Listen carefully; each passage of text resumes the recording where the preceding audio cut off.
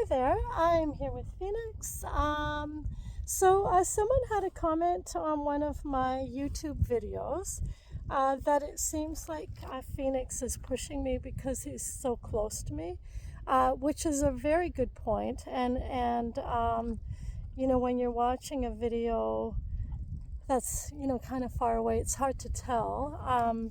Like I can tell by what I'm feeling, and I want him to stretch and reach towards me. This is something I'm purposely asking for. So I actually use some encouragement from my dressage whip to encourage him to come close to me. But for sure, I don't want him to push me. There's no doubt about that. So this person that made that comment was absolutely right about that we don't want our horses pushing us around. That's super important, especially since he is a wild horse that I got last year at 7. He's 8 now. So he's very used to dominance and pecking order in the social structure of the wild horses. So I'm super aware of that, but it's very, very subtle. So it would be hard for those of you that are watching, to know that I am communicating with him about that. But basically, when we're working with our horses, if we are like, we don't have to be really dramatic about being dominant. We just need to be a little bit bossy. Kind of like, I think of it more like a parent with a child than a bully, and it depends on the horse you're dealing with. Like, some horses are pretty tough, and it can be quite different with them. He's really easy that way. He accepts me as a leader quite well. He was about number 4 in the pecking order with 16 other stallions, so he wasn't low on the pecking order. But because it's so natural for them to accept leadership or to be a leader, it was actually super easy with him. So the way I can express my leadership is by telling him to come with me, to move his shoulders, to move his hindquarters, to halt, to back up. Like, all of those things are what they do with each other. They push each other around, they move each other around. So by me asking him to move in a certain way with groundwork, I am showing a leadership.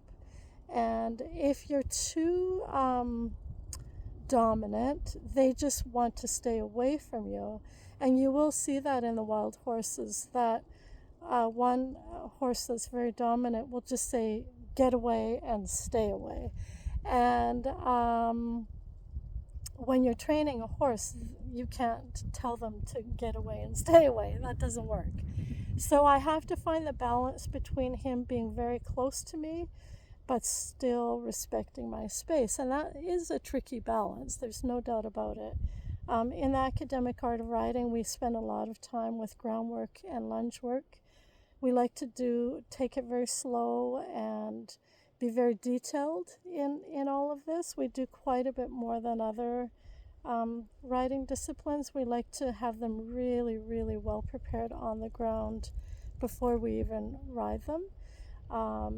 So we do a lot, and it does look really slow, and it does look like they're super close to us, but that is intentional.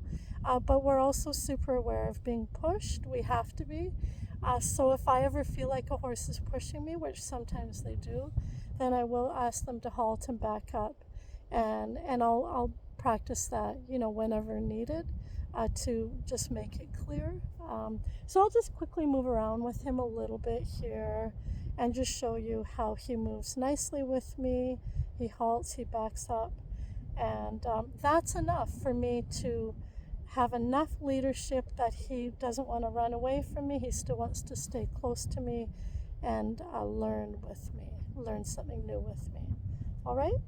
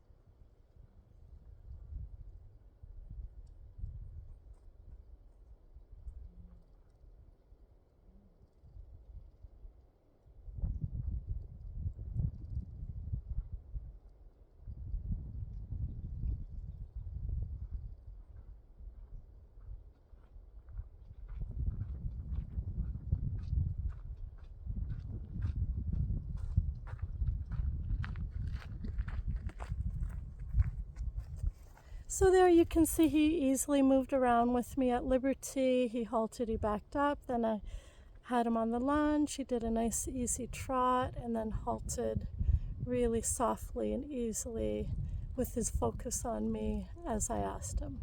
So to me, that's not a horse that's pushing me, that's a horse that's listening. Sometimes I asked him to come closer, which he did, and sometimes he kept more distance, which is what I also wanted. So we're sort of playing with that all the time. All right?